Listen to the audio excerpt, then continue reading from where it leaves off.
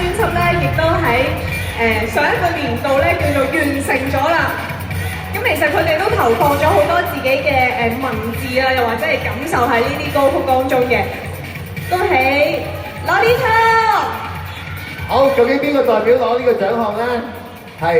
係咪佢隊長㗎？哦，冇所謂啦，係咪啊？好，咁邊位代表講啊？好。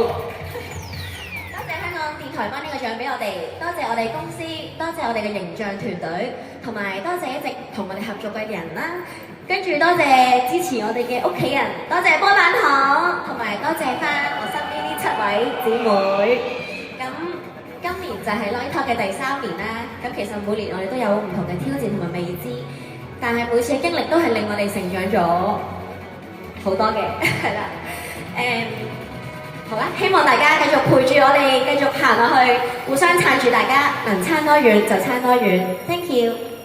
好，唔該晒，恭喜晒Lolita，亦都可以咧，就係去準備一下喺嗰邊準備一下先。好，唔該晒Lolita嘅銅獎、銀獎，其實咧都已經宣佈咗啦。咁啊，都係女團，係咪女團嘅